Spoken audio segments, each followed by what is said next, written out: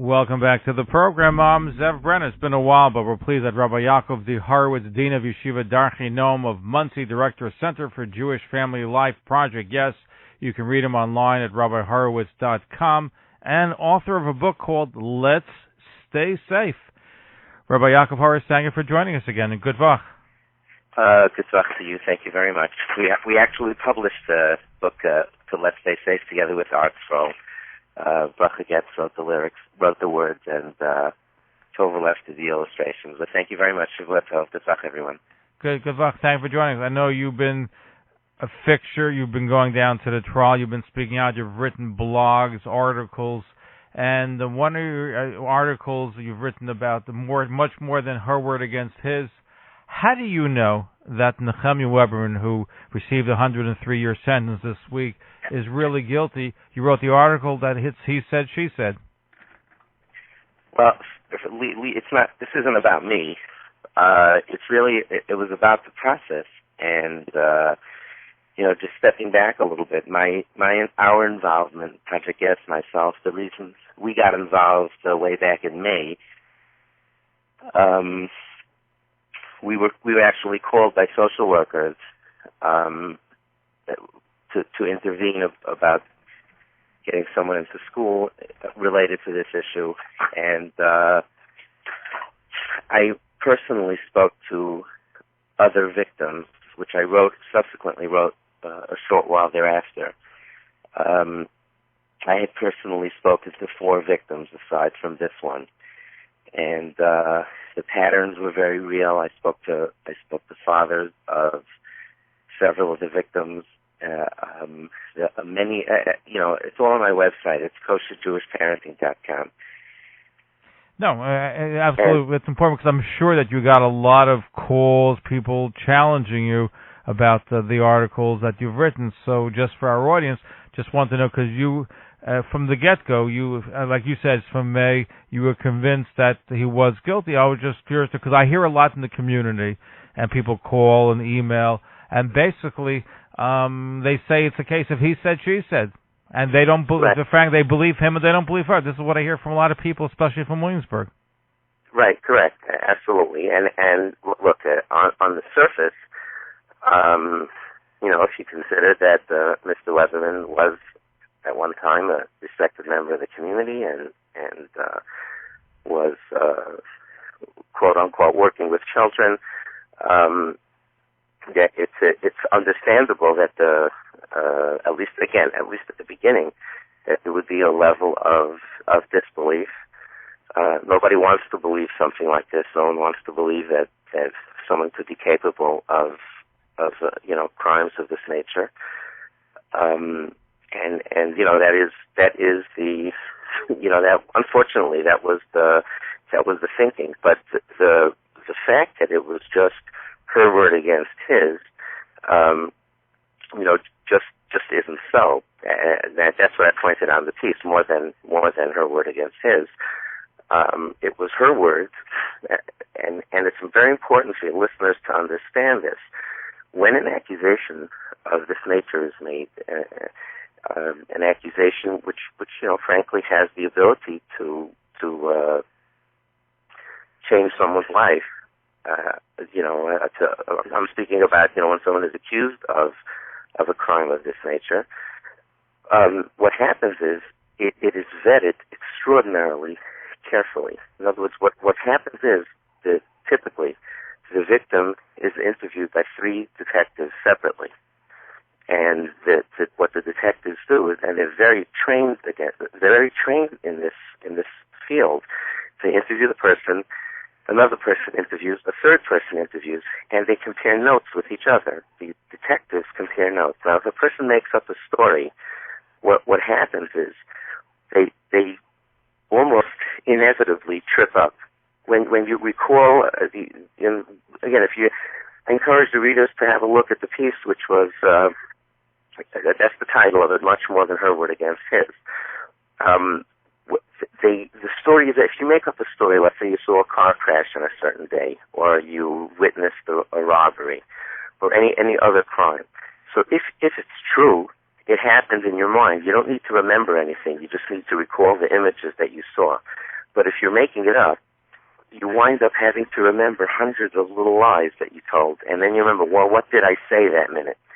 And that comes out. I mean, because there are people, of course, who could trick investigators like that, but it's rare. Most people trip up their story. So to understand when a district attorney decides to make an indictment, they don't do that just because one person comes forward. The district attorney, obviously, they don't want to indict an innocent person, but in their own interest. I mean, they don't want to go ahead and district attorneys have batting averages like everybody else does. They don't want to go ahead and bring an indictment that's going to be thrown out later. So they think about it very carefully. I brought people to the DA, Queens DA, the Brooklyn DA, because I'm a big believer when there is a genuine, legitimate, when there's an accusation of this sort, the only ones, in my opinion, who can sort it out properly are the authorities. I've been saying this over 10 years. So when a district attorney looks at a case like this and passes an indictment, it usually takes weeks. There was a piece written, and I took a child in Queens who was molested by a store owner. It was written up in all the papers. You can do a Google search for it. So I took the child together with the parents. We went to the DA, and it took, I don't remember exactly, 4, 6, 8 weeks until they made an indictment. So just understand, when it's her word against his, it's her word corroborated by by 3 trained detectives that believed her story. And then there was the testimony of the social worker, Sarah Fried. What happened in this case was that she unfortunately, the victim, which is not uncommon at all, after suffering trauma like this, the molestation took place over a period of 3 years. She went to a school for teens at risk in Flatbush, run by a wonderful human being named Rabbi Ezra Max, another person anyone can check with. He was at the trial and supported her, and they saw signs of post-traumatic stress disorder. They sent her to a legitimate therapist, a trained therapist, a legal therapist, and she immediately, saw signs that things weren't right. Then the victim blurted out towards the end of the session that she was molested. She ran out of the room, and 3 months later, named Weberman as the perpetrator. Now, according to everyone, the defenders of Weberman who say that she made this up, it doesn't sound like the behavior of someone who makes things up to wait till the end of it, unless she is the most amazing actress. And if a 16-year-old should wait years like this, months, before mentioning someone's name that she wants to get even with, that would require an extraordinary amount of discipline. But the therapist made a fantastic witness. She was very believable. She came across as being professionally trained. She came across as being qualified. So what you have is her word, vetted by 3 detectives, supported by a professional social worker who clearly has nothing to do, no gain one way or the other. And then what emerged in the trial was Weberman's second piece that was very telling and very making her story more believable were the bizarre methods that Weberman was using when he was quote-unquote counseling the children. 4-hour sessions, triple locked doors, an 11-hour trip up to the Catskills with this girl alone, his partnership with the Vadatnias, that he was involved with the Vadatnias, which again, this all came out during the trial. None of this was denied by Weberman or his attorney. The fact that he was doing 4-hour sessions. 4-hour sessions is unheard of. Sessions generally last, a session with a professional therapist lasts for 45 minutes. Weberman was doing 4-hour sessions behind locked doors several times a week. That's a relationship. That's not therapy. Most professional therapists won't even do a second session the same week. This is unheard of. So this all came out. The fact that he was charging money, that means he's entitled to charge money, but he was taking $150 a session. $12,800 had to be paid up front. This is unheard of. I mean, most actors would love to have a billing system like that. So, I mean, it sounded like extortion. It sounded like, if you're just sitting there in the jury box and you don't know anything about anything, and you're just listening to all of this, I think in the minds of the jurors, I told my wife during the trial, I said, I think ultimately they're going to come home and they're going to sit down when they make that decision. They're going to ask themselves, would I let my 12-year-old daughter alone with this guy for 4 hours behind a locked door? And if they wouldn't, and I can't imagine anyone who ever would, it just doesn't pass the sniff test. The Manal of Satva was called on the stand. He denied the existence of Avada Tznius, which the entire courtroom burst out in laughter. I mean, it was just one thing after another. So to just say that it was his word against hers, it's not even close to the reality. So when you add everything together, it is a cumulative effect of what a trial is supposed to be. Weberman had a chance to defend himself. He got up on the stand, was not a credible witness. The judge during the sentencing mentioned the fact that Farkas, Weberman's attorney, had her on the stand, cross-examination, for 15 hours. He said it, Zev, this is the way he said it. Mm-hmm. 4 days, 15 hours, that note, emphasizing very strongly how he felt that he didn't say it was outrageous, but that's also unheard of. If you listen to, recording of the day he was convicted, the prosecutor, one of the ADAs, Kevin, who was the lead ADA, the lead prosecutor, he said that in all his years he's never heard of a cross-examination of this nature. And I wrote in the piece that it was, not clearly is my subjective term, but but it was meant, the message was clearly sent that they were trying to break her. And you got to wonder what they were thinking. I mean, she made a very, very credible witness, and the judge mentioned that during sentencing, that despite the length of the cross-examination and the nature of the personal questions that were just humiliating her, she maintained her credibility throughout. She didn't trip her story didn't get tripped up. She was lucid. She was clear. She articulated well, and it just came across who's more believable. So it's really a preponderance of evidence against Weberman. Each one of these practices are just unheard of. What the real question is, how could anybody think that he's innocent? Especially there are a lot of people that believe that he is innocent. I'm just saying from what I hear, he said, she said. Here's an email. Yeah, what I meant about the trial. I'm saying if you were a fly on the wall during that trial, and you listened with an open ear, and you really had an open mind, obviously I came in with my biases only because of what I had heard from the victims. The victims that I had spoken to. How many victims did you speak to?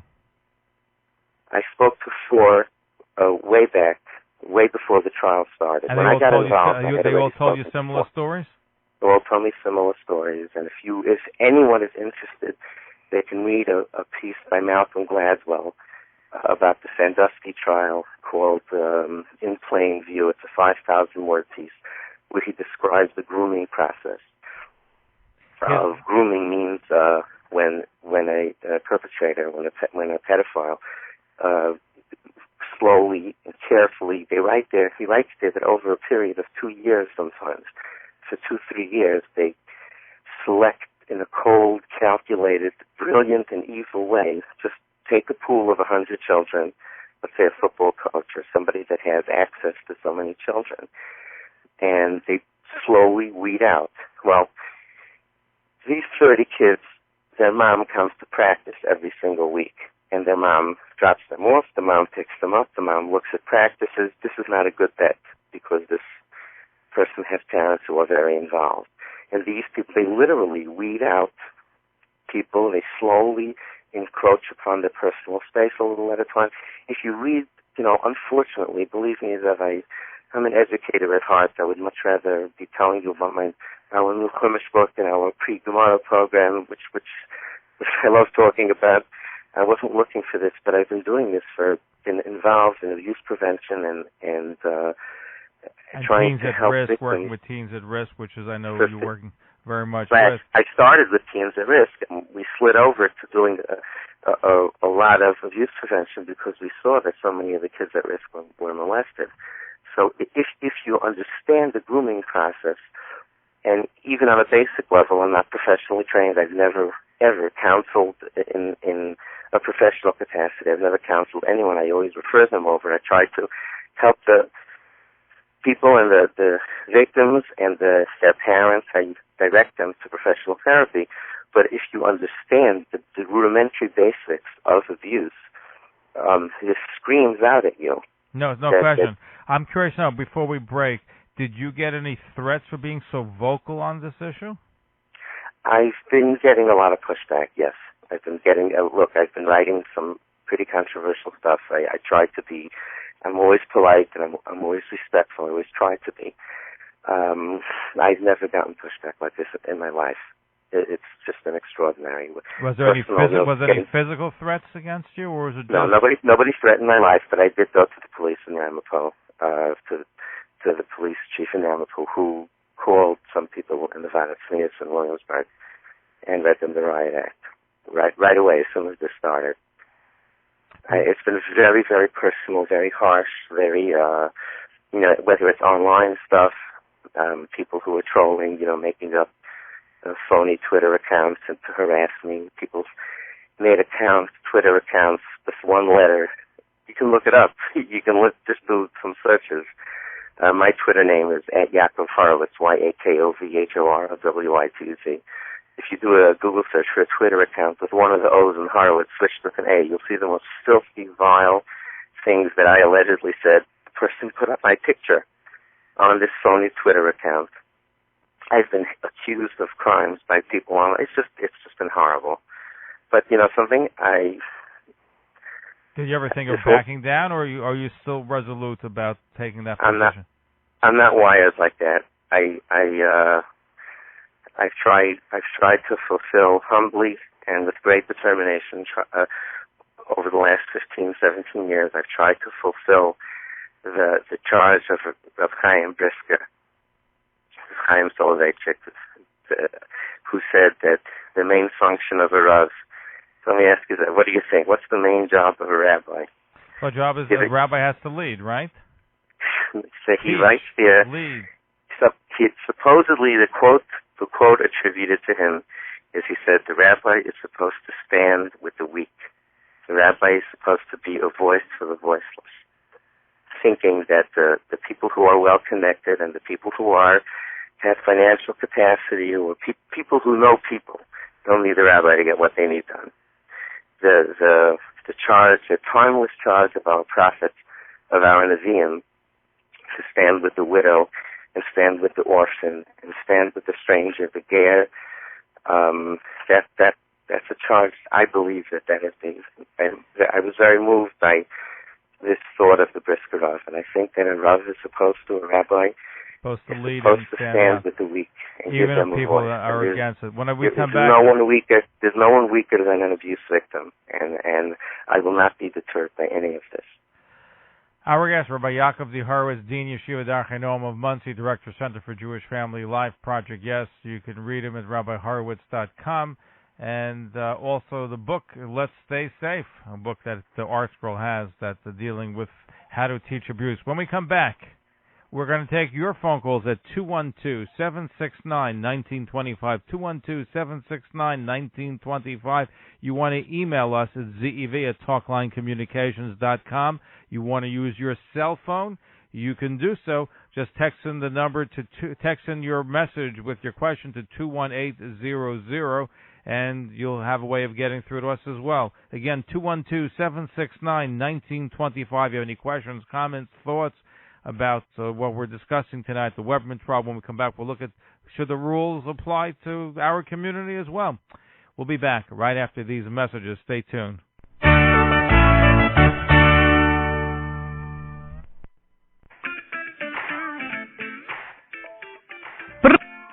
Brrr, it's cold outside. Ooh, my old winter coat got attacked by moths. Never fear, the Coat Arcade carries a superb selection of stunning fur-lined coats, cozy down jackets, sophisticated fine wool coats, exquisite collar coats, and fashionable short jackets. I haven't shopped for a winter coat in ages. I don't like today's boutiques where the salespeople know nothing about the merchandise. I want a coat that lasts. The Coat Arcade's loyal client base is composed of families of multi-generations for good reason. The Coat Arcade offers a Madison Avenue boutique-style ambiance with experts that care, providing a delightful and comfortable shopping environment, providing today's woman with warmth and style that lasts. That sounds great, but I bet I have to travel far for such great service and dependability. Warm up to fantastic savings at the Coat Arcade's Great Winter Sale going on now. Fur-lined fur coats starting at just $4.99, 100% wool coats starting at $3.99, and down jackets only $89 and up. Many other in-store specials are also available. If you're a Kala, come into the Coat Arcade for extra special savings. The Coat Arcade is the premier purveyor of women's coats of distinction located in Borough Park. Whichever direction you live in, the Coat Arcade is right around the corner to serve you. The Coat Arcade is located at 4713 13th Avenue in Borough Park. For more information, call the Coat Arcade at 718-871-7410. That's 718-871-7410. Taxi, take me to the Coat Arcade right away. And could you turn the heat on? Mountain Fruit does it again. Take advantage of the deli specials in the takeout department. Listen to this. 4 slices gefilte fish, 1 quart chicken soup, 1/2 barbecue chicken, 1 cholent, 2 slices kugel, your choice. 1/2 pound salad, only $19.99. Or their everyday special, 1 barbecue chicken plus 1 pound side dish, only $11.99. And on Thursdays and Fridays, you can take advantage for only $8.99. Get a cholent plate, 1/2 pound salad, 1 can soda.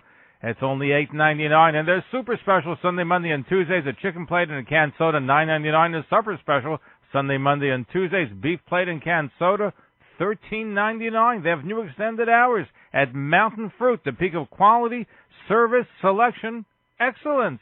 1523 Avenue M in Brooklyn. Call them at 718-998-3333, 718-998-3333. Now open Sunday through Thursday from 7 a.m. to midnight, Fridays from 7 a.m. to 2.5 hours before Shabbos. And on Saturday nights, open 1.5 hours after the Zman until midnight. They deliver to Borough Park. So what are you waiting for? Head out to Mountain Fruit and take advantage of not only their grocery specials, but their deli specials.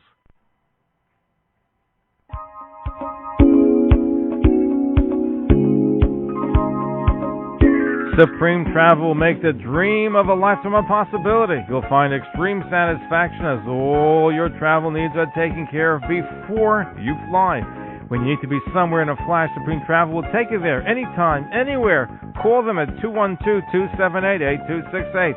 That's 212-278-8268. We will find a dedicated and professional staff that will guide you to your destination.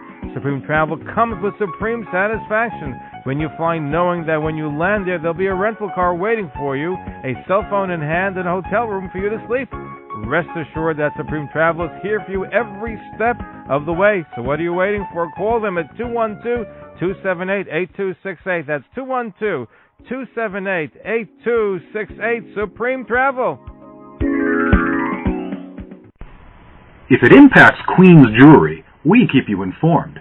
From Bayside to Kew Garden Hills and from Kew Gardens to Jamaica Estates and beyond, there's finally a Jewish newspaper that serves Queens' Jewish community.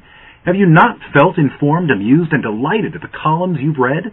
Well, then pick up your copy of the Queens Jewish Link today.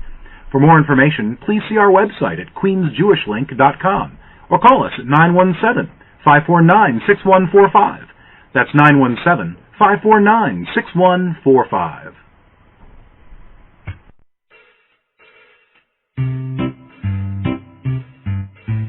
1-877 Cars for Kids. KARS Cars for Kids. 1-877 Cars for Kids. Donate your car today. 1-877 Cars for Kids. KARS Cars for Kids. 1-877-CARS-FOR-KIDS. Donate your car today. Also on the web at carsforkids.com. That's Cars with a K. We're a recognized 501c3 charity organization, so you'll receive a maximum tax deduction. What's more, you'll receive a free vacation voucher of 3 days and 2 nights. 1-877-CARS-FOR-KIDS. KARS Cars for Kids. 1-877-CARS-FOR-KIDS. Donate your car today.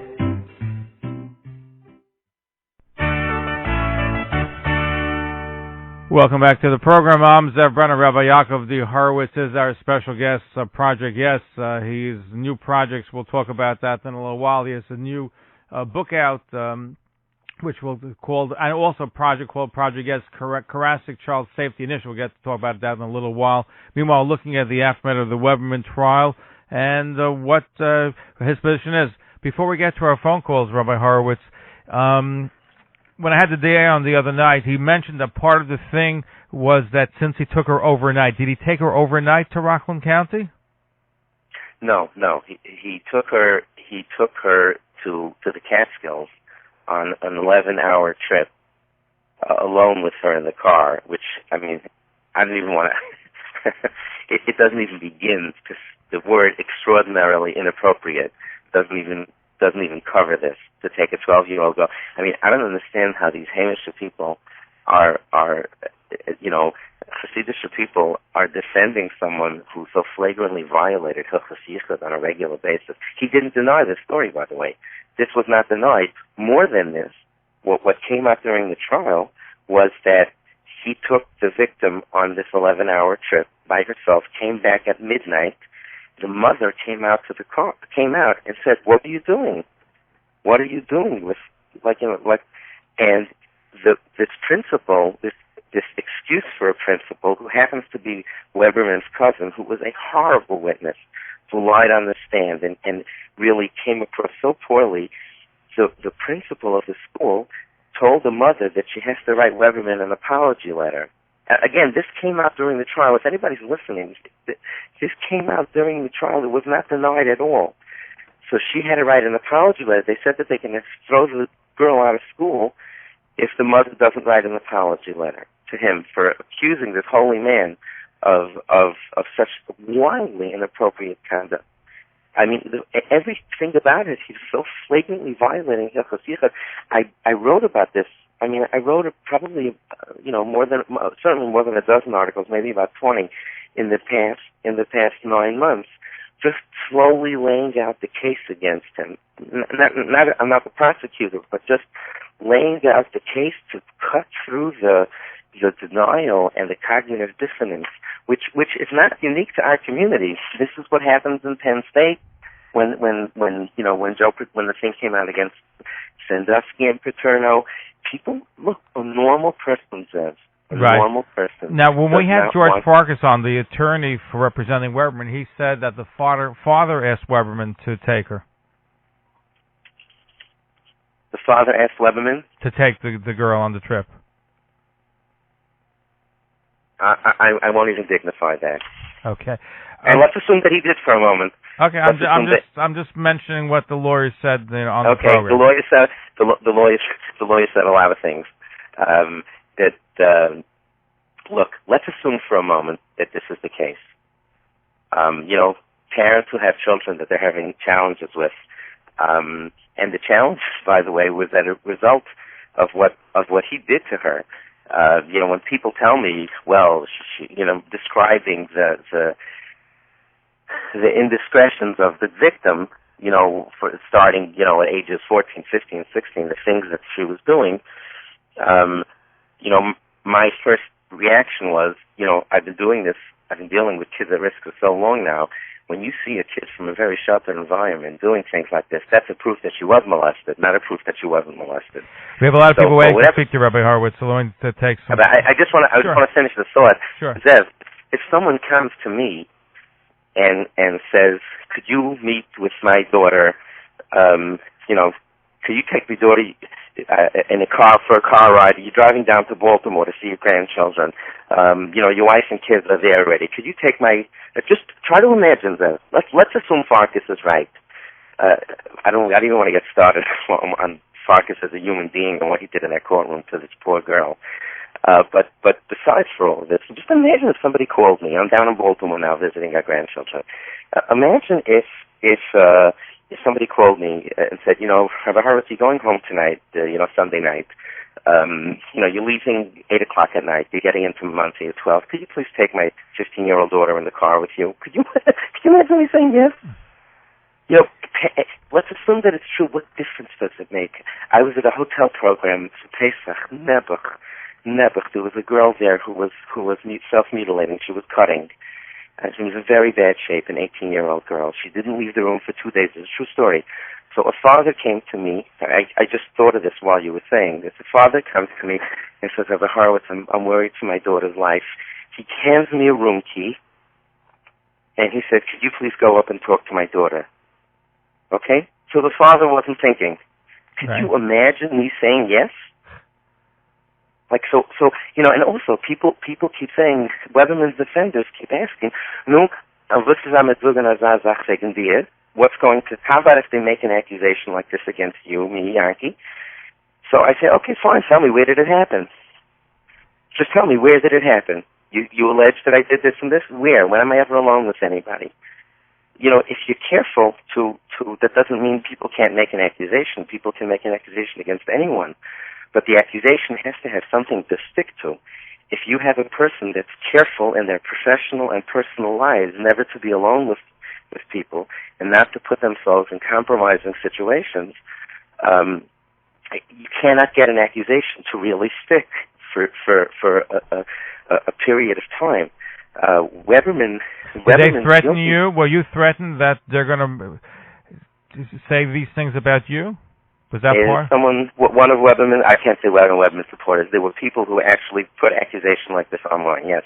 I figured. Yep. We have a lot of people waiting to speak to you, so let's. Can I talk about child safety for a moment? I'm afraid time's going to run out. To me, this is the most important. No problem. You have your new project, is what I mentioned before. Is a kind of a child safety project. Is basically what we've been trying to do in Project Yes over the past 4 years, is to channel our energy and frustration and the pain of seeing so many victims into very practical terms to train parents on how to speak to their children about personal space. It is the most important thing, in my opinion, it's the most important thing a parent can do. It's easy, it works. Research shows that it's extraordinarily effective. Proper training. The 4 messages are, your body belongs to you, no secrets from parents, no one's ever allowed to tell a child to keep a secret from a parent, good touching, bad touching, which is, generally, let's say, anything covered by a bathing suit, no one's allowed to touch, and no one has the right to make you feel uncomfortable. We have a video on our website that's free. We have a lot of video of myself giving a parenting class. It's on the website. It's kosherjewishparenting.com.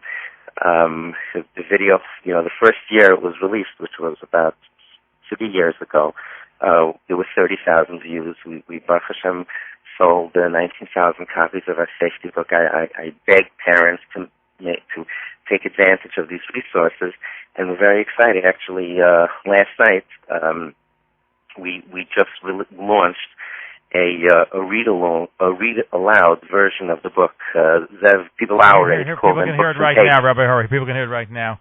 It's coming up. We're here 30 seconds of a sample clip of the read aloud, the video from the book. Okay, coming up. If we don't have that, then okay, we'll try to get that a little later on during the broadcast. We'll try to get that up. What it basically, people our age call it a tape and book. They have these children's books with a tape, with a recording, with a voice reading along. We have children reading this book on a video, it was professionally done, with the pages turning. So it's just a great support for parents who have read the safety book to the kids or who haven't. It was designed to be a standalone as well. So parents can download it off our website. Again, it's kosherjewishparenting.com. You click on the icon all the way on the right side, slide down a bit, and there's a picture of the safety book and a DVD there. Parents can download that. You need to go through PayPal. We suggest a $5 donation, but I want to let everybody know that we do not want money to be a barrier. If you contribute 1 penny, you'll get the download as well. We did not want money to be a barrier for this. We want it in every Jewish home, and it's extraordinarily appropriate in terms of tznius. It's the ultimate tznius of modesty. So I really beg parents, please go to the website, download it, put it on your computer, show it to your children, learn the basics of child safety. It's so important, it's so easy, and it's so helpful. And when we come back, Rabbi Yaakov Horowitz, we're going to get to as many of your calls if you're on the line, or many of you have been patiently waiting. We're going to get to your calls, your emails. Our number is 212-769-1925. You can email us, zev@talklinecommunications.com. We'll be right back.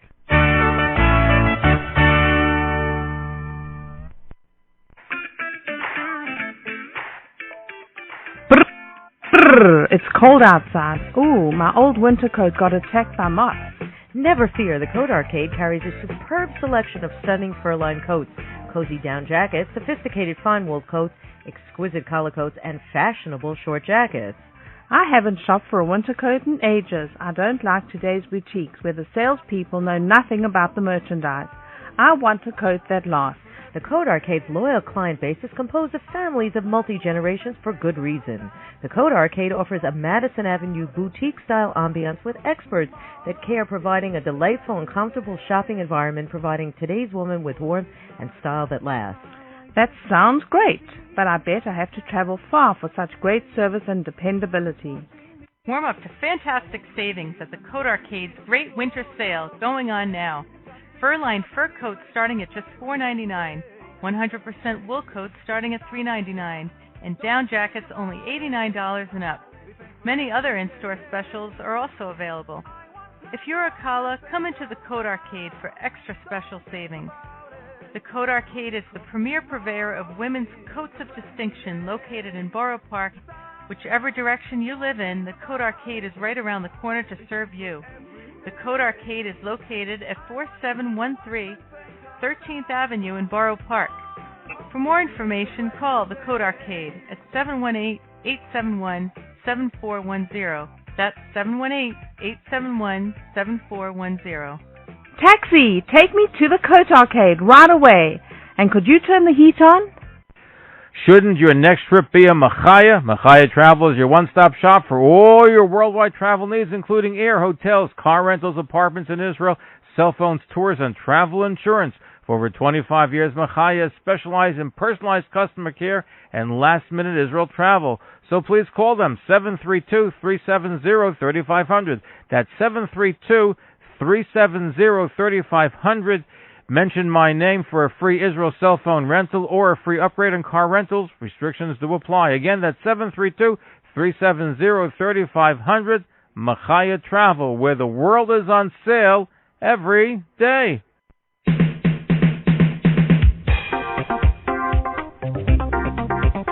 Dealing with the professionalism and reliability that Telego has boasted about for years has been pleasant and relieving. My company has gained immeasurably from the efficient Telego system at a most cost-efficient charge. Telego. When your business is on the line, who do you call but Telego to take care of all your business telephone needs? Whether you have a small, medium, or large business, Telego has a phone system for you. At Telego, you'll find both high-quality phone services combined with exceptional customer service at the lowest possible charge. You'll find a whopping 99.9% of Telego clientele love their new, easy-to-use Telego system and stay with Telego for years. So what are you waiting for?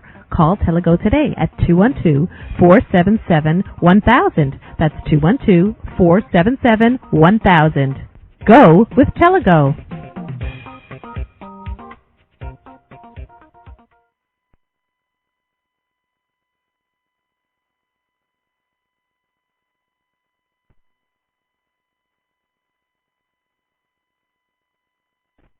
Welcome back to the program. I'm Zev Brenner. Our guest, Rabbi Yaakov Horowitz, Project Yes, and he is also in the forefront of dealing with teens at risk. You can read him at Rabbi Yaakov at RabbiHorowitz.com. Let's say we're taking your phone calls, 212-769-1925. Okay, Yossi from Rockland County, you're on the air with Rabbi Yaakov Horowitz. Yossi, are you there? Yes, I'm here. Good Woch, Zev, good Woch, Rabbi Yaakov. Thank you. Good luck, Yossi. Yeah, people don't know. Many people are out there that want to kill you alive, but I remember when I was young and I used to daven Shabbos and Breathless, you always had a smile on your face. You never bothered anyone. So people who disagree with you on policy, on issues, should learn and know not to take it out on you personally. I don't recall you being a cold-hearted guy when I was young. And thank you very much. That's number one. But I think the issue where I think, I wouldn't say you're wrong, but what you don't understand you could say, Yossi, you could say I'm wrong. It's fine. No. Listen, believe in me, I don't know how to say you're wrong. We'll get there. No, don't worry. Anyway, go ahead. Your question or comment. Go ahead. Go ahead. What I'm saying is this. The issue at this time to many people is not if Weberman is guilty or not. They say, you know what? He is guilty. The only question, where did the DA come up with the 59 counts? And as a result, it led to 103 years. And as a matter of fact, Shmuley Rosenberg from Failed Messiah, he's no friend or fan of the Orthodox community. He has a lengthy article tonight arguing that the 103-year sentence does not add up. And he makes a point that at the end of the day, only one victim testified in court. Now, of course, nobody suggests that the pain of one victim is something to ignore. But when it comes to court of law, and you don't have DNA, you don't have audio, you don't have video, it comes down to one witness. Were you listening when I spoke earlier about the preponderance of evidence against Weberman? And as a result, 103 years, even to Shmuley Rosenberg comes across as odd. And this is the issue that many people have. They say, you know what? You want to say he's guilty? Okay, I don't know. 4 charges, 5 counts. All right. 59 counts? It took the jury. Well, what the judge, just a yes. So just to respond to your question, thank you for your kind words and thank you for the polite way of expressing yourself. But let me say that the issue, the reason that the judge, a lot of context is important. I was in the trial I was in court when the judge issued the sentence, and he mentioned a number of factors.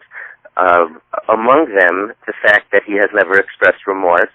He never apologized he didn't. If he would have come, let's put it this way, I have a very reliable, very responsible information that Weberman was offered a 5-year plea at the beginning, and he probably could have gotten less had he had pled guilty initially.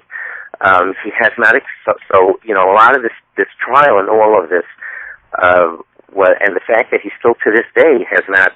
You say, but let's assume that he's guilty. Weberman is not saying that. His defense attorney is walking around saying you got an innocent man. And when you look at all the evidence against him, it's the fact that he has not apologized. There's no question that added to the sentence. The judge spoke about that there was a lot of talk, a lot of legal talk about sending a message out to the public, but it was really about. Honestly, I'm not discussing the numbers of the years. I don't consider myself to be an expert on sentencing. I'm certainly not. So the fact that he got a long sentence had a lot to do with his attitude during the trial, and the fact that there were many ways where that sentence could have been lowered. Even the judge pointed out during the sentencing that all the letters that came. He said that he got, I believe, 60 letters from people on both sides. He said all the letters to Weberman, not one of them even spoke about the victim's pain and even acknowledged her existence. And he just felt that was very telling. So the fact that there was a long sentence, whether the prosecutor said that it'll probably be reduced on appeal. I imagine it'll probably wind up going down to 40, 50 years, which is I'm only going by the words of the prosecutor. Well, let me ask you, Rabbi Horowitz, do you support? What do you think about the 103-year sentence? Does that seem excessive? Because you probably saw the articles in the paper saying that maybe those in the Sopra community, if they had any thought about maybe cooperating when they see that sentence, maybe would hamper that. I do believe, by the way, that in many ways that the length of the sentence will be a deterrent for people to come forward. I got to tell you, a very respected rabbi in Williamsburg, when the story first came out, approached me at a simcha and told me, he said, "Look, Yaakov, I know he's guilty. A lot of people in Williamsburg have been hearing stuff about him for a very long time." He said, "But this could be a life sentence." He said, "If you told me right now that he was going to get 3-4 years, told me in Yiddish, I would be the first one to send him in, but this could put him away for life," which I found to be extraordinary. I said, "Why don't you talk to him and tell him to plead guilty?" But the point there I believe what Yossi is saying is correct, and what you're saying is correct. I think it will be a deterrent to, the law of unintended consequences. Well, Yossi, what are you saying exactly? We're going to move on to another go. What are you saying exactly? Well, what I'm saying is this: the 103 years can only be given to a person based on the count that he was found guilty. So, honestly, I do not think that's not really the issue. The issue is keeping our kids. This what I'm saying is that the issue for many people is, how did you come up with this? How did you find the person guilty with this amount of evidence of 59 counts? Now, automatically, I didn't find him guilty, Yossi. Not me. If a person does not express remorse, then of course the judge will go to the harshest. But it's not as if that the judge went to the harshest of 4 counts. He went on 59 counts, and this is what is a concern to many people. I understand, but the jury voted him guilty of 59 counts, and the maximum sentence was 117 years. There's no dispute about that. And this is what. Anyway, Yossi, I appreciate your phone call. We have a lot of people waiting. Yossi, thank you for some good points. I appreciate it. Thank you. Shavua Tov. Let's go to Mayor in Brooklyn. Okay, Mayor in Brooklyn, you have a quick question or comment. Try to keep your questions to the point. Go ahead, Mayor in Brooklyn. Shavua Tov. Let's go to Mayor in Brooklyn. Okay, Mayor in Brooklyn. Okay, Mayor, we're going to move on to somebody else. Okay, let's go to you. You're on the air. Let's go to Rabbi Leiter in the Rockland County. Your question for Thank you our very much. Rabbi Leiter. Good luck. Yes, good luck. Thank you for everything you're doing, Rabbi Horowitz. Just, I want to, give a little different perspective on the length of the sentence. I'm not addressing, that particular case, but sometimes it's necessary to give a longer sentence, within the rubric, the law, because of the intimidation. And I understand the intimidation was a factor in that sentence. And, for instance, in a case we had here in Rockland County, in New Square, where there was no jail time, the argument that there should have been jail time, even in a plea, even though it's not normally given, is because you never get a victim coming out of New Square, prosecuting a perpetrator from New Square. And when they had the golden opportunity to use it, that was not taken advantage of. Your question is, because we have a lot of people calling. Your question is? My other question is on a different topic. What do we do about stopping intimidation? The act of intimidation and the fact that even without actively intimidating, everyone knows that there's let Rabbi Horowitz respond to you. Well, I tell you, and thank you for calling. The intimidation by the people directed at the victims is causing more ruined lives. It's hurting. It hurts the victims. It stops people from coming forward. It also sends such a horrible message to current victims that their lives are not worth anything, and that we're going to if you come forward, we're going to destroy your life. And I got news for you. I wrote an article, if anyone's interested. Again, it's on the website. I wrote an article, Protect the Children, Not the Community. Because not the reputation, and you can, again, it's on my website. And I made the point there that the fact that the Chilul Hashem and the horrible Chilul Hashem that we've been suffering since this trial started was not because there's a perpetrator. It is what it is. Every community has perpetrators.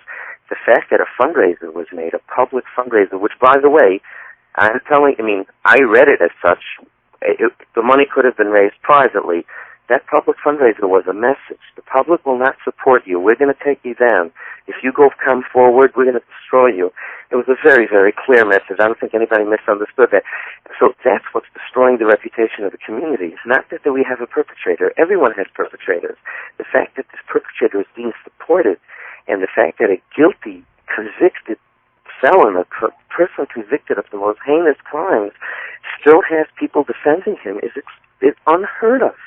In prison, it's well known that prisoners who hardened criminals treat predators horribly, and we're making parties for them. It's just unheard of. And the unintended consequences is, I got to tell you the truth, I got involved because of the parties. Once they made that public fundraiser, numbers don't lie. The fundraiser was on May 16th. I made my first post on May 30th. I got involved once that fundraiser happened, and the community sent a public message that we're supporting this guy, and we're going to destroy the victim. I got it, and I said, okay, if that's the case, I'm going to support the victim. Anyway, thank you for your call. I appreciate that. For a good call. You're listening to Talkline over WMCA 570 AM, New York. Let's go to Saul from Flatbush. Saul from Flatbush, you have a question or a comment for our guest. Go ahead, Saul.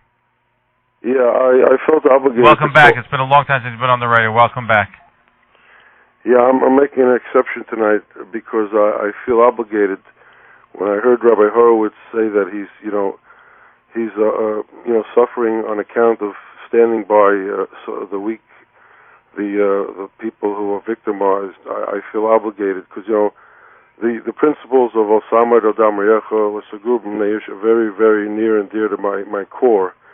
And when I hear somebody like Rabbi Horowitz putting himself out and suffering for standing with a victim the way he does, I just feel everyone should stand by Rabbi Horowitz and really praise him and give him as much support, moral support as possible for him to continue to stand by these victims and do the right thing. If you contrast that with, I understand Rabbi Aaron Teitelbaum from Curious Joel, who actually made public disparaging statements against the victim. When you contrast that with what Rabbi Horowitz is doing, it's really something special. And I'll let Rabbi Horowitz respond to you.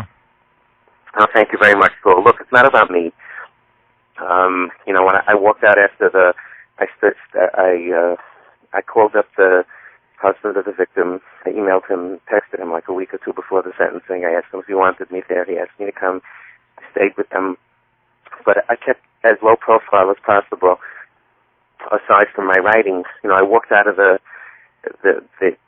press conference there. It was intimidating. After the verdict, there must have been 30 reporters and microphones. They stuck microphones in my face. They said, look, guys, it's not about me. The husband will be out soon to talk to you. This whole thing is not about me. I'm just there to support the victim in any way I can. I think the victim's courage is beyond belief. The victim is soft-spoken, an able, fine young lady. I'm not saying she didn't. I certainly am not saying that she never did wrong things or whatever it is.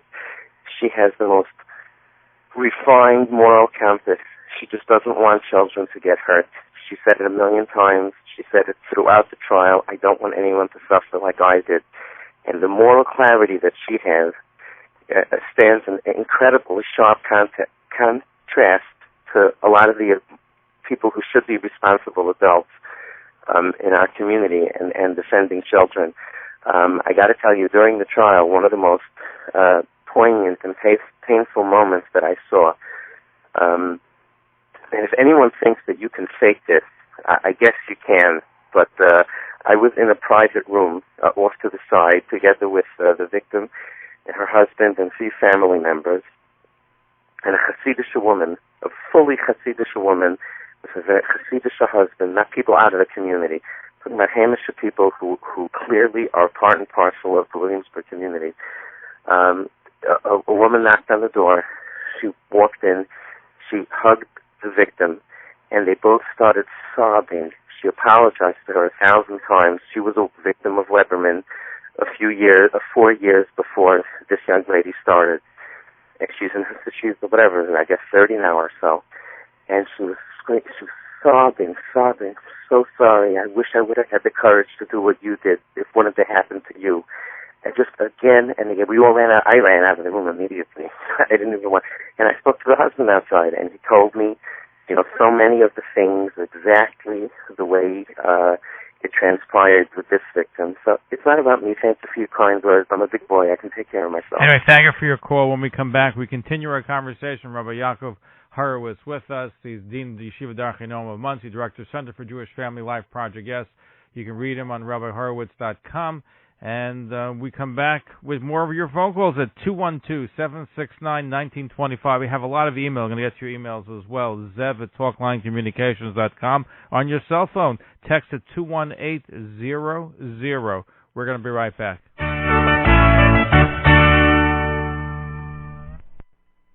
Dual Travel does it again. If you're going to Miami for Passover, they have prime flights and best dates and certainly the lowest prices around. Call them, 718-972-6000, 718-972-6000, or online, dualtravel.com/Passover Miami for the lowest rates in town.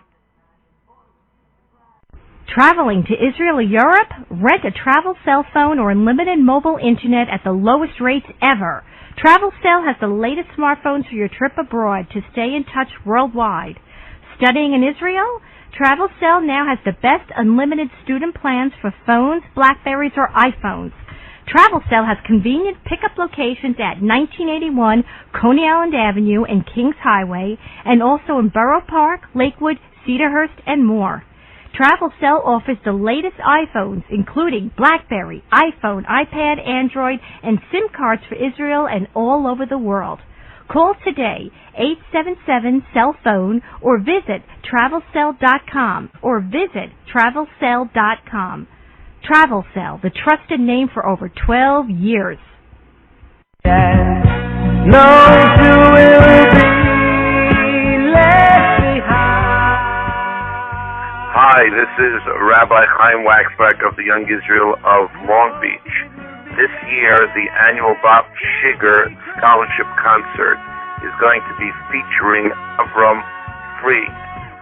This year, in light of the events related to Hurricane Sandy and the devastation that we suffered in our community, it was decided that we would use this opportunity to demonstrate our appreciation and Hakaras Hatov to all of the volunteers and all of the benefactors.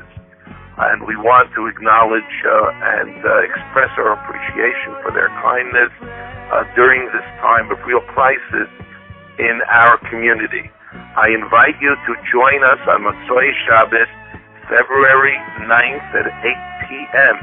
when we will have a wonderful opportunity to hear Avram Fried perform at the Young Israel of Long Beach, 120 Long Beach Boulevard, Long Beach, New York, and reservations can be made by calling 646-285-5301, 646-285-5301, or by emailing cwaxlack, CWAKSLAK@att.net. This year we are also going to have a Maleva Malka, which is being sponsored by Brock Supermarket in order to enhance the event and once again to ensure that everyone has the most enjoyable time. Looking forward to welcome you personally. Thank you, and please join us. Too lonely or too lost to lend a hand. At DNS Consulting, you'll find a customer-oriented technical support company you can rely on. DNS Consulting has proven certified computer support available whenever you need it at your convenience. All computer service options are at your fingertips. Business computer support, home technical support, computer drop-off service, and laptop desktop messenger support. Let the expert at DNS Consulting help you today, and you'll receive a #1 rated computer service due to their genuine concern and dedication to satisfy your technical concerns and objectives. For more information, call them at 212-444-9901. Again, that's 212-444-9901. I have used them personally and have only found this service to be fast, reliable, and efficient. I needed a computer fix that crashed, and they made it faster than it was before. You can visit them online at dsconsultingny.com.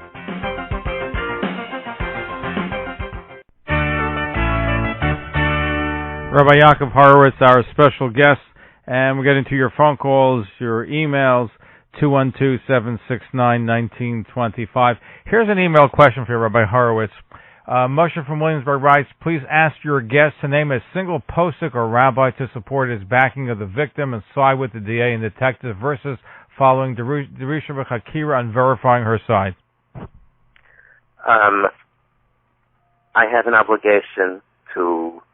I got very, very clear direction from very senior rabbinic people along the time, including a leading gedolim, that when there is a vaday molester... Could you mention some names? It's irrelevant. I don't need to qualify who no, might but people want to know names. I think it's not irrelevant. People want to know if you have names that are... People can judge the Weberman case on its merit. I've never in my life used a gadol as I've never hid behind a gadol and used. People do this all the time. They want to send a child out of school, so they call up somebody and they get a gadol to agree with what they said, and then that's not the issue here. I've all my life I've had tremendous respect for our gedolim, and Baruch Hashem, I think, kept incredibly close relationships with them. They've approved all of the work that we're doing with kids. The issue is whether this man is guilty or not, and I encourage this fellow who emailed, why doesn't let him go to his rabbanim and ask them if there are any victims in his community. Here's another email question, then we'll get to a phone. I agree that such long sessions so many times a week is unheard of. I keep on wondering, where were the adults in this girl's life? Where were the adults in his other client's life? Didn't anyone find these practices suspicious? Also, Rabbi Horowitz mentioned it took the girl a couple of months to name Weberman as the molester. Could it be that she was molested by somebody else, perhaps a relative, and is blaming Weberman because she's angry at him about something else? Well, look, the fact that it took time. So let's go to the more important question is about where were the adults. So the parents, just so you understand the situation, and to walk a mile in someone's shoes. Someone has a child they're having challenges with in school, and the school principal says, listen, you must go to Weberman and you must pay $13,000 in advance, and if you don't, we're going to kick your kid out of school, which they directly said. The principal of the Satmar Yeshiva said this to the parents. You must go to Weberman. So to have the courage to say, no, we're not going to go to Weberman, and you can kick my kid out of school. In a Hasidic community, when you're kicked out of that Hasidic school, it's even worse than getting sent away from, an American yeshiva, a non-Hasidic yeshiva, where people go to different schools. The Satmar family, whose child was kicked out of Satmar, really does not have very many options.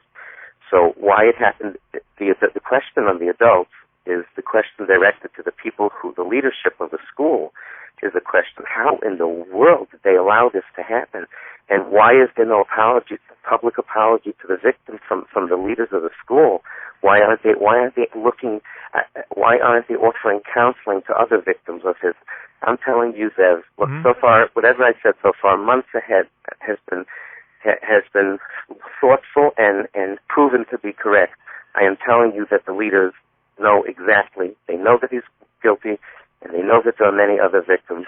Why is there no help being offered for them? For the record, I didn't even write this publicly yet, but I reached out to the leadership there for months before I even got involved. In May, I put in courtesy calls to the principals in Satmar, which were not returns. Once this started, and it's not personal or anything with Satmar. It's just I feel a need to stand with the victim, and I sent messages consistently over the past few months, offering my help with no, offering the help of Project Yes to train the parents about abuse prevention. I put in calls to the top people in their community, and the offer still stands. Without any chas v'sholom, I would put aside everything in order to keep the children safe.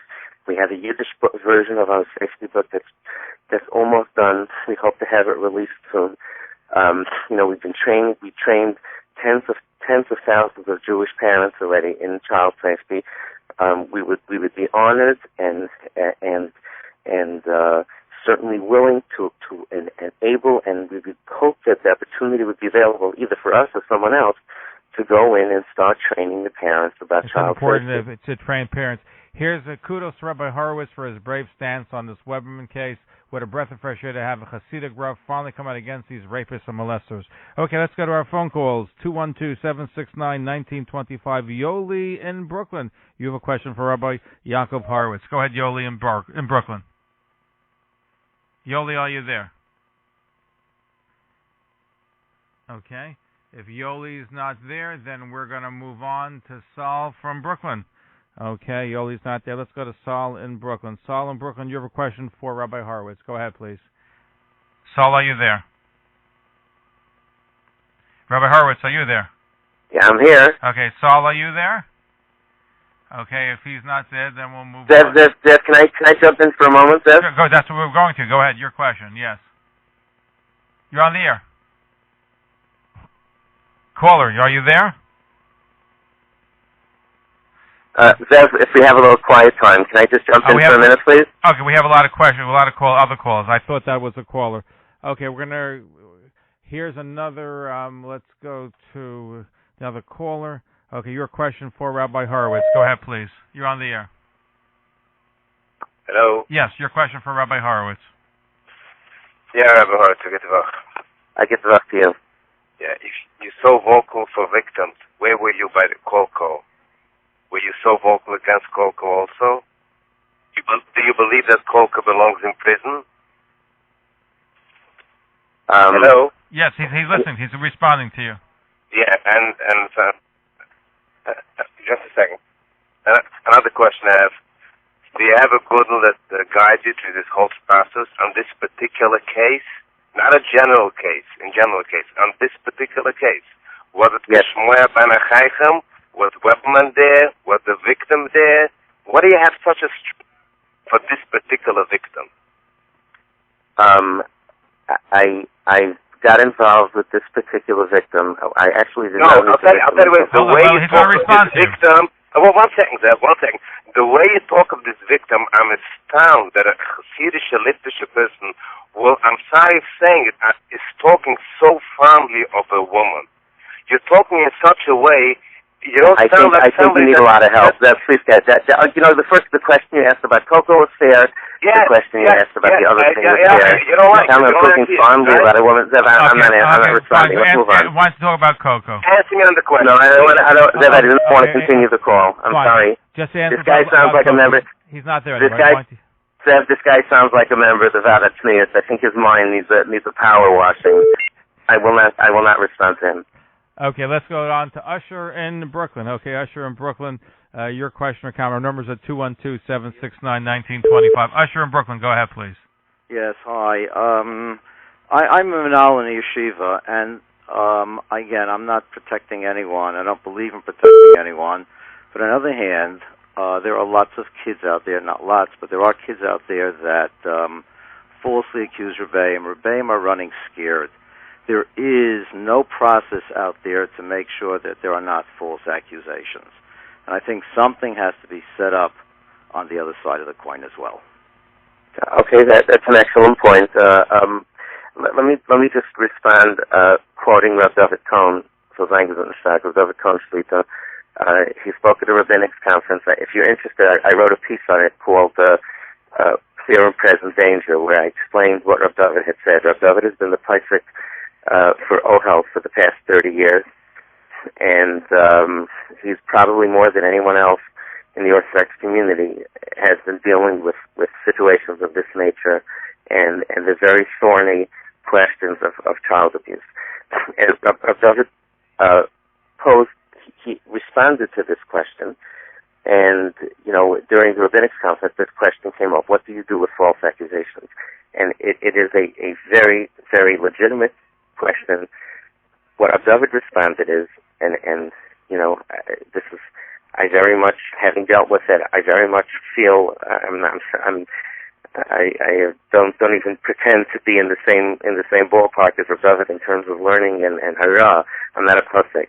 But what Rav David said basically is that either there's two choices. You either trust the system or you don't. I'm talking about the legal system. And he said the system is not perfect, but the fact of the matter is, if we are not qualified, we meaning myself, yourself, Rabbanim, untrained people who are not trained in forensics and are not trained in detecting, in going through and evaluating if an accusation is real. We're not trained in the field. We can't do this. So who is supposed to do it? Rav David said, he had a great line. He said, schools aren't perfect, but I send all of my emics go to yeshiva.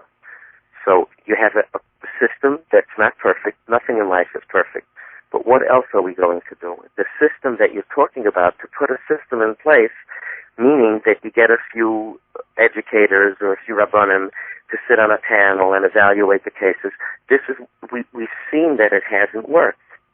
It just hasn't worked. Let me ask you, if you come to me now, let's say I'm sitting on this panel, and you come to me and say, so-and-so is acting a little weird, or we have worse than that, we have a real accusation.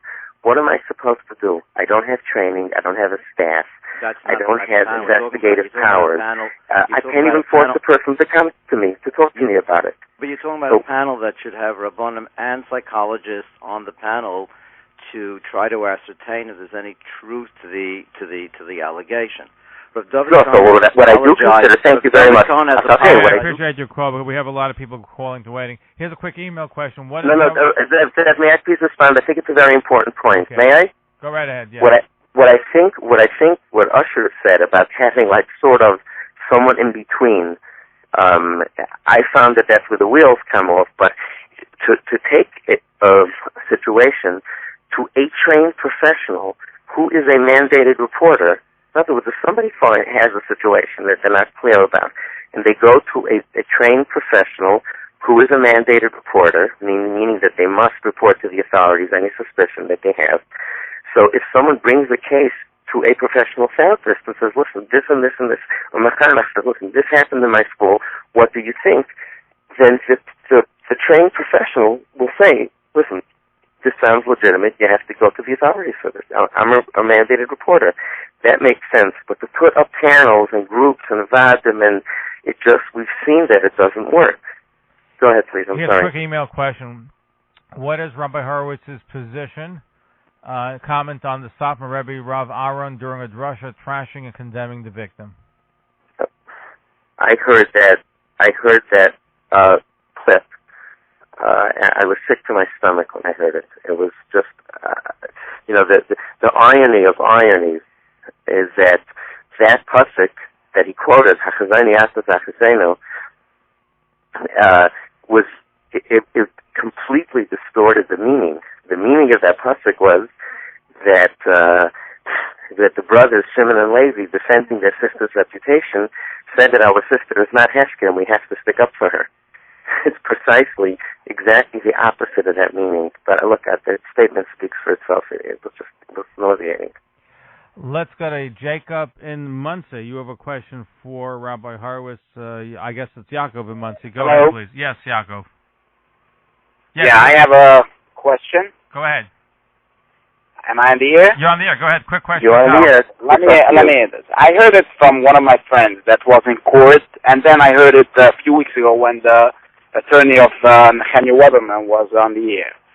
They said that Nehemiah Weberman was on stand, and he said that he never ever touched her. Okay. Then they started cross-examining him. Didn't even ask him one question regarding the case, regarding the molestation. They were busy with him. Where did he use the credit cards from, and where did he use the congregation? Why didn't they ask one question regarding the molestation? Isn't it that the main why he's getting 1 or 3 years?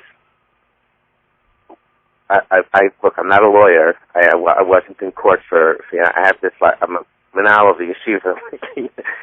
This isn't my full-time job. I wasn't there for much of the proceedings. I actually only came. I only was supposed to come for the first day. I stayed longer once they started attacking her like that. I just felt and I was asked by the family to stay a little longer. So I can't respond to the question of why he wasn't asked that. I mean, it may have been a legal maneuver, figuring that we already made this case.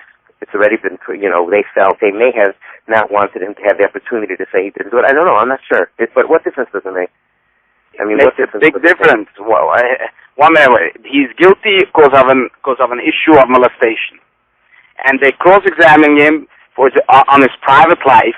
What is he using? Your credit cards? And what congregation are you paying your taxes? Do you think that's a fair? Do you think it's a fair question to ask him if he bought lingerie, if he bought ladies' underwear for on his Meister's credit card? Do you know about the store which they found where they processed the credit card? Do you know of the store? I don't know. It's called BMG in Williamsburg. Okay, BMG in Williamsburg. I think you should know that if it's a lingerie store in Williamsburg, and Henry Weberman wouldn't walk in and swipe a credit card for lingerie of woman. You should know that better than me. That it's only Avenue, a lingerie store. Okay, let's go back to the point. The point is that he was on stand. They didn't even ask him one question. Let me ask you a question. Caller. So you believe Jacob? You believe he's not guilty? That's your. I'm not saying. You know what? I'm not saying if he's guilty or not guilty. We're talking about is this justice or not justice? Well, I want to ask you a question. Do you think he's guilty? I don't want to go into that. Okay. Why not? Let me ask you a different question. So it's important to go into what was asked on the stand, but not if he raped children? Let me ask you a different question. Who said he raped? Because two different girls came up and said, two different girls came up on stand saying that we went to him and he helped them through a big thing in life. Two different girls. You can't get one girl. Let me ask you something, Jacob. You can't get one girl saying that there's only one witness saying that she got molested. You can't get another one because everybody's afraid. But Mr. Weberman could have got two other ones saying that Horowitz. Yeah, Jacob, 1 second. Let me respond to that. Let me say this. To all those people who are saying there's only one victim, I offer you a challenge. Let the Zalman Leib, let the Satmar Rebbe, or Rabbi Niederman, I issue a challenge. Let them get up in public and say, if anyone is a victim of Weberman, please come to us. We will pay for your counseling. We will see to it that you are protected. It's our achrayus to protect the most vulnerable members of the Tehillah. Please come to us privately. We will see to it that your therapy is taken care of. We will make a statement to the victims that if there are other victims of Weberman, please come to us privately and we will take care of you. Let's see your victims come forward. Let me hear a statement like that. If you really believe that there are no victims, then go ahead. Nobody said that there's no victims. We're talking about now about Weberman. Weberman, you can get one other witness. Okay? He got two other ones. Two other ones on stand. Let me finish, please. Let me finish. Jacob, and then Rabbi Horowitz. Go ahead, Jay. Finish your piece. 30 seconds. Okay. Mr. Weberman got two other girls on stand saying that he helped them and he never ever touched them. Two other ones. You can get another one. Then I'm gonna go back to your statement about Zalman Leib and about Niederman. Okay. This I'm also a Satmar person, okay, and I know a little bit of the community. Okay? There's a lot of issues going around, and there's a lot of issues being solved, okay. And you actually said earlier that you saw a victim from the community, okay, hug the girl. First of all, if she's afraid, why did she go in court hugging the woman? Isn't she afraid that people would see that she's also a victim? That's number one. Number two, why didn't she leave the community? If if she was molested, why didn't she leave the community? What's your point? You heard my point. My point is that if she is scared, why did she come to court? If she's not scared and she was molested, she's not scared. So, Jacob, I appreciate your phone call. We're going around in circles, and I'll respond to Jacob. I want to ask you a question. Jacob, let me ask you a question. He already moved on, but I'll read you an email. The question that Jacob and the other people in Williamsburg need to ask, and I must say that the Williamsburg community and the Satmar community has the strongest record of chesed and fantastic record. With the Divrei Yael Zechatzavik Avracha of they par excellence in terms of chesed, in terms of dika chaylam, in terms of the whole idea of being kind to others. So the fact of the matter is, in this particular case, victims are afraid to come forward. I'd like to ask, an honest question. Any of the Williamsburg people who are online, just ask an up and down question. Does a victim have to worry? Is a victim uncomfortable coming forward and making a public accusation or even a private accusation? If the answer is yes, and I can't see how you could look what happened to this poor family, the entire family, the parnasa, everything. So how could you come and say that the proof that it's not true is that there's only one victim? You've created this environment of terror where people are afraid to come forward. It's like the Navi said, you murder someone and then you inherit it. You want to inherit them too. You create an environment where people are afraid to come forward, and then you turn around and use that environment as a proof that it's not true. It's the ultimate disrespect. Here's an email going back to that's very germane. Good vach, Zev. I was at the trial. I also witnessed that other young woman, victim lady, meet this victim for the first time in the side room off the courtroom hallway. It was very sad to watch that play out live. I saw Rabbi Horowitz there at the time. I also confirmed that this other victim never met this one before. The community support by arranging a massive fundraising event in Weberman's chutzpah, the harassment that still continues as we speak. The fact that the community launched a new directory book to destroy the victim's parents' business equals a sentence of 103 years. Okay. Zev, can I well, just two things, if I may. Yeah. First of all, if anyone wants to do a Google search for the name Walter, I don't know how to pronounce Merle, Meyerle. It's a gentleman in Pennsylvania who was just sentenced to 494 to 982 years just on Friday for molesting kids over a number of periods of time. But 400-year sentence, 100-year sentence, to me, it's just ridiculous, the numbers. I think in today's papers also, America has perhaps the largest number of people incarcerated for great lengths of time, and the numbers itself, it gets to a point, 150 years, 400 years, something wrong with that. But let's go to a busy phone call. Zev, can I play a clip of our new video? Let me talk about something that's enjoyable to me. I've been listening to it. But you know what? We have a caller that I think then we'll play the clip, because this caller wants to know what he can do to help. Let's go to Maishi in Muncie. Maishi in Muncie, your question for Rabbi Horowitz. Go ahead, Maishi in Muncie. Yes, Maishi. Are you there?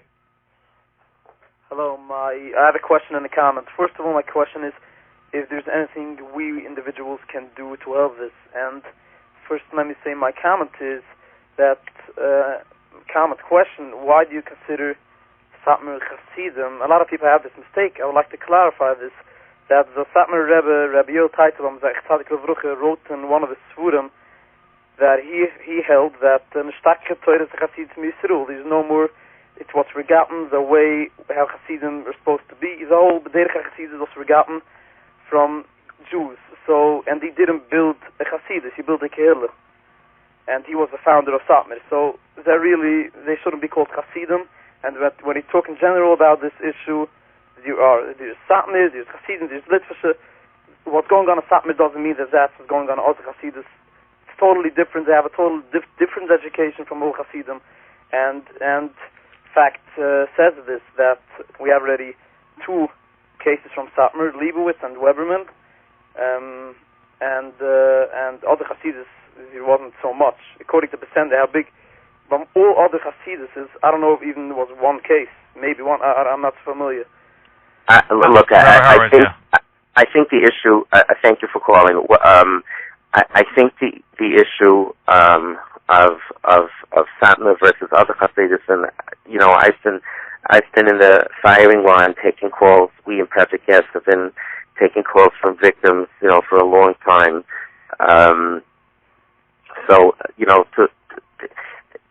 It's not necessary to say that other Hasidisim don't have. First of all, other Hasidisim do have issues, just like other Litvish people do, just like other Italian people do, and just like other Latino people do. We're part of the human race. Everybody has problems. We all have issues. There is no shame in having a predator in the community. There is no shame about having a child molester, because unfortunately all humankind has predators. The shame is when a predator is uncovered and the victim is afraid, or people go around defending a victim where the situation is screaming at you that something really bad happened. That's what's indefensible. So I don't think that there's anything in Satmar that predisposes anyone to be a predator. I think that the actions that leaders take or don't take do contribute to a rise in the abuse rate. If the leadership sends a message that we're going to protect molesters, there are going to be more molesters in that community. That's just the fact. If you're driving home I'm in Baltimore now. We're going to be traveling home very shortly on the New Jersey Turnpike. If I heard on the radio that they're all on strike and there are no Jersey Turnpike officers patrolling the highway, you can believe that a lot of people on the highway are going to be doing 90 miles an hour. So, the community sends a message that we're not going to protect predators. There are going to be less predators. It's just a logical outcome of. Before we break, Rabbi Horowitz, I want you to play a clip from your new project so people can. Thank you. So this is something that we're very excited about. It's a read aloud version of a book. Again, it's on the website. It's RabbiHorowitz.com. There's an icon on the right side. Slide down a bit. A picture of a DVD. I'll play. I know you tried. You had a little technical difficulty. It's downloadable. We have a suggested donation of $5, but it's specifically set up that any amount, obviously if you could contribute more to our child safety efforts, we would certainly appreciate it. But we don't want this to be a barrier. You can contribute any amount, literally a penny. We'll get you the download. This is what it sounds like, Chad. Go right ahead. Walking, I don't open the door unless I have permission. I need to be sure. I've got my own knapsack. I draw my private space, and I keep lots of stuff in my own special place. Okay, that's just a short clip. There's a 30-second sample. Were you able to hear that, Zev? Yes, I was. Okay, so this is just two children reading our safety book. And, as I said, the safety book has sold almost 20,000 copies, wow. Which is a very substantial portion of Jewish homes. We're working on a Yiddish version, which is almost complete. We have a Hebrew version, an Ivrit version behind that, hopefully. And there are a lot of safety materials on our website that don't cost anything at all, that are free. So I appeal to everyone to download the video, play it to your kids, become more knowledgeable. That's really the takeaway message. That last gentleman asked, what he could do to help. Honestly, what you could do to help is support victims if you know any. But really, what you could really do, what all the victims want is that things should change. That's clearly the most important thing on their minds, is that today's children should not get victimized. So, I ask everyone, all parents out there, please become knowledgeable about child safety. It works. It's so effective. It's such very important to know knowledgeable that. Speaking to Rabbi Yaakov Horowitz, Dean of Yeshiva Dar Chinom of Muncie, Director, Center for Jewish Family Life Project. Yes, RabbiHorowitz.com is where you can access his latest project, as you just heard. When we come back, our final stretch. Please, everybody, be brief. We have a lot of calls still coming, tremendous amounts of emails. We want to get to as many as we can. 212-769-1925. We'll be right back. Traveling to Israel or Europe? Rent a travel cell phone or unlimited mobile internet at the lowest rates ever.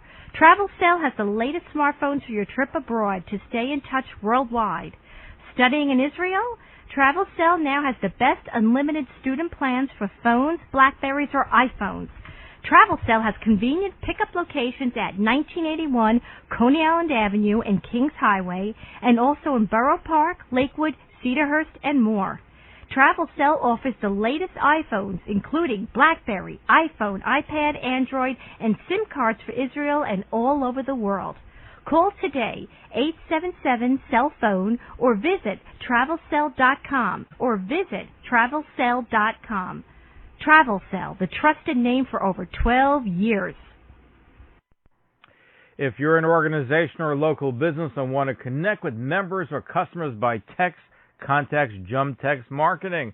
They're a marketing company that specializes in marketing technology and unique strategies, how to attract and create a group of followers, a group around your business, a group that wants to hear from you 24/6, a group that will do business with you more often.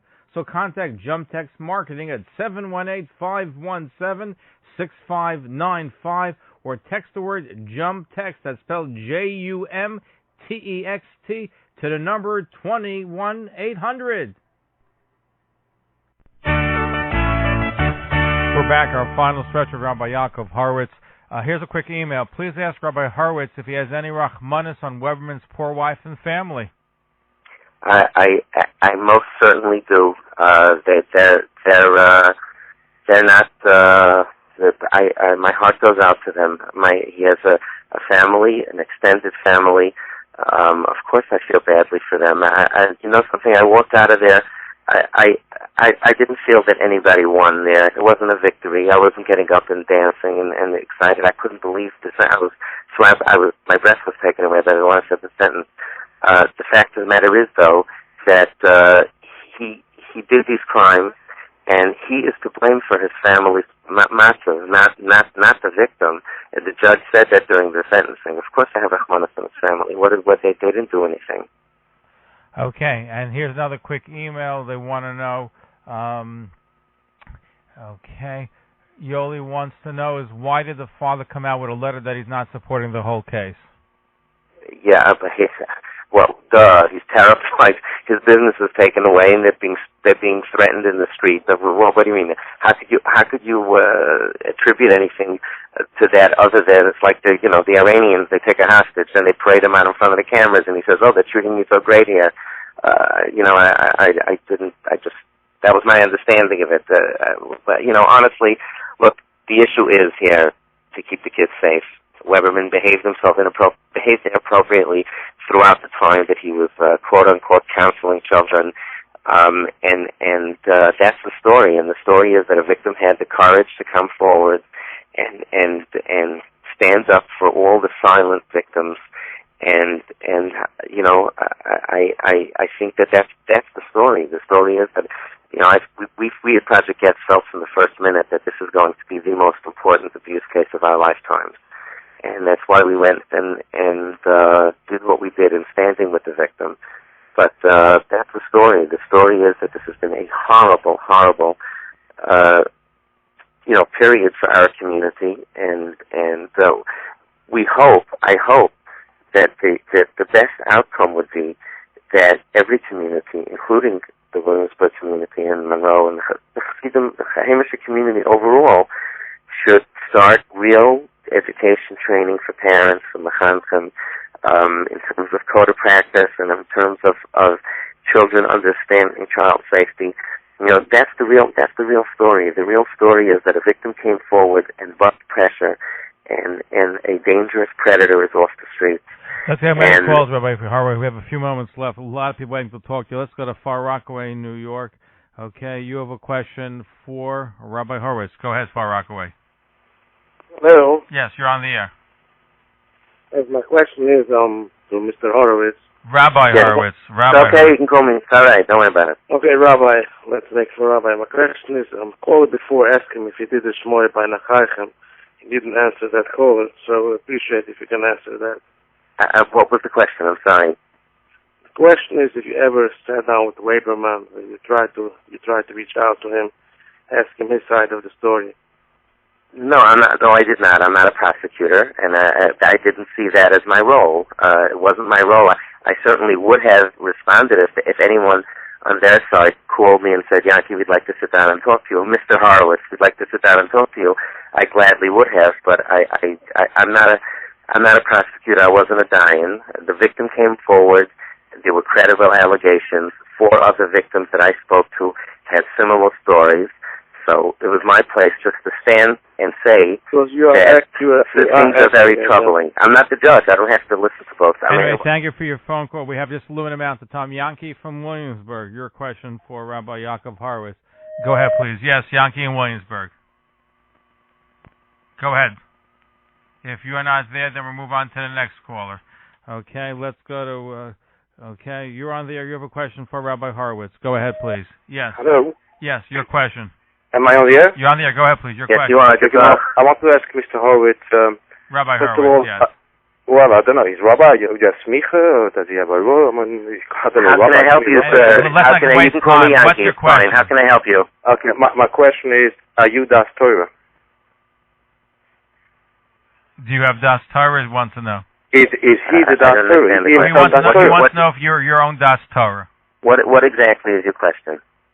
Well, you were raising the question, who is the Das Torah who is backing you in this specific case, what the Chilul Hashem that you have added on to the situation? I have added, how did I add to the Chilul Hashem? Well, my question is, let me finish my question, don't interrupt me. No, how do you make a Chilul Hashem? Explain. What was the Chilul Hashem that I did? I read the articles and his quotes, all these papers, what he added to the fire that's burning is this big story. No. Well, once again, the only people who added to the Chilul Hashem are people who are harassing the victim. Well, that's in your opinion. That's in your opinion.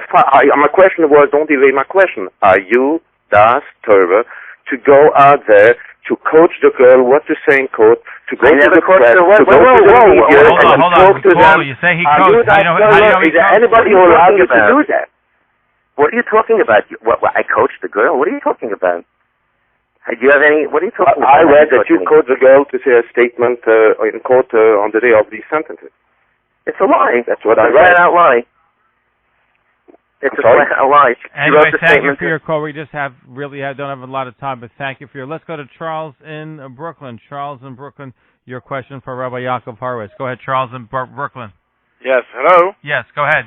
Yes. One comment is regarding the cross-examination. I'm not an attorney, but I think the cross-examination can only go to any questions that the defense brings up. Now, definitely the defense did not bring any up about touching, so therefore it cannot be cross-examined. That's number one. Second thing, regarding what Rabbi David Cohn said, I think that, first of all, the prosecutors are vicious.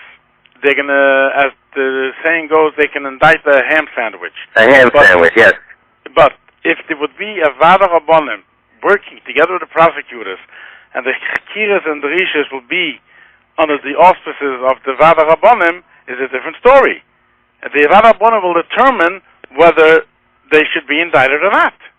Not that the prosecutors, but the VAD should determine that? Yes. Is that what you're saying? VAD together in conjunction with the prosecutors. That the prosecutors should not be the only ones that are doing the Chakiras and the Rishas. The Vada Rabbanim should do it together with the prosecutors, and the Vada Rabbanim should determine whether the person should be indicted or not. Charles, when we have the DA of Brooklyn is going to be live answering phone calls about 2 weeks from now, why don't you call and ask him the question then? Because I think Rabbi Horowitz is powerful enough to suggest a thing like that, and they would have a listening ear to Rabbi Horowitz. Okay, I'm sure he'll take that under advisement. Thank you for your phone call. Let's move on to Avraham in Rockland County. Avraham in Rockland County, your question for Rabbi Horowitz. Quick question. Go ahead. Am I on the air? Yes, quick question. Yes, you are. Yes. It's been reported in the Jewish press that the Satmars have desecrated Lubavitcher synagogues. They broke the Erev from the Lubavitcher the last minute before Shabbos, intentionally to make them in Chol Shabbos. I think that the Lubavitcher Rebbe and the Rosh Yeshivas from the Satmar Rebbe and all right, I appreciate your phone call.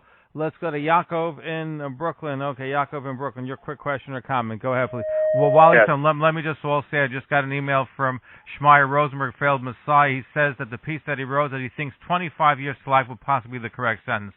Anyway, your question. I got an email. You saved me the job. I was just going to go mention that. They emailed me and asked me to mention that as well. Yes. Rabbi Horowitz? Go ahead, please. Yes. Yes. Yeah, my name is Jack from Brooklyn. I claim that every system has flaws in it. I mean, your system has also flaws in it. And I don't think that Weberman should deserve 100 years or 50 years or 30 years in jail because there's flaws in the system, which were not 100% what the girl says is 100 million% what it is. Yes, there is girls like that, and there is girls like that. I have personally involved in a girl that was involved with one of your boys in your yeshiva. Ah, come on. Okay. Okay. We just have literally a moment left. We're going to reconnect with Rabbi Horowitz. We'll take your phone calls in the interim. Let's go to Yoel in Maplewood. Yoel in Maplewood. Go ahead, please. Hello? Go ahead, Yoel. Yeah, I'm on there? Yes, your quick question or comment. Go ahead, please. Yes, I just want to say that even though I believe that Weberman is guilty of something, but he... I'm going to let Rabbi Horowitz listen. So what's your question? Yo, what's your question? I'm just trying to comment why the community is supporting him, because it's like big family. Why does the community support him? Explain. Because it's like one big family. If someone did a crime from his own family, he would still support him. He would still fundraise money for his lawyer. So that's the reason why the community made a fundraising dinner and why the community is trying to stay behind him. Let me ask you something. Would you raise money to help for therapy for a victim?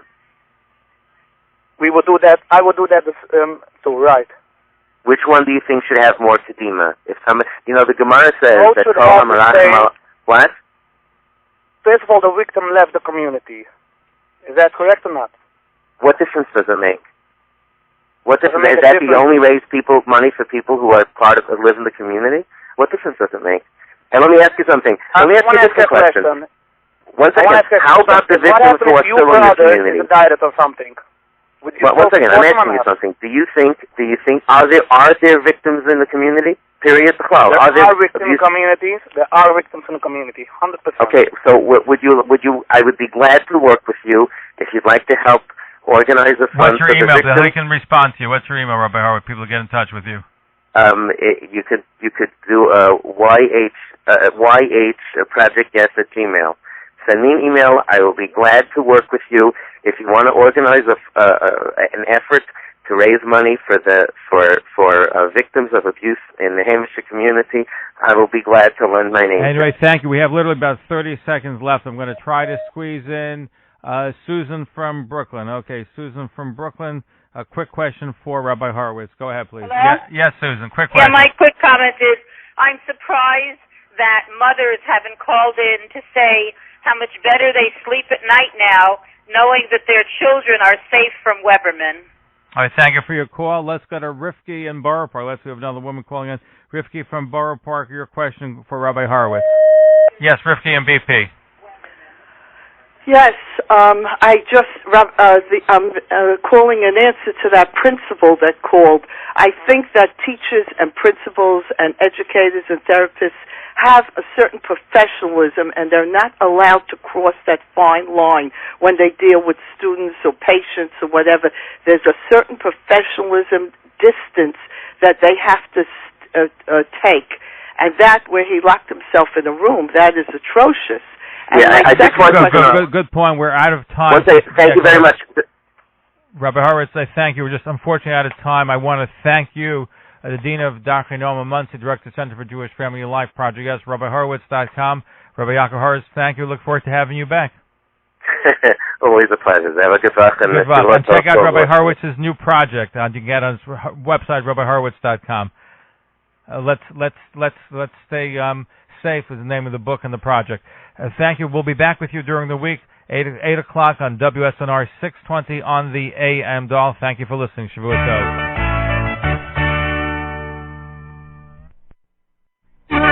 Thank you for listening to Talkline America's #1 Jewish program with Zev Brenner.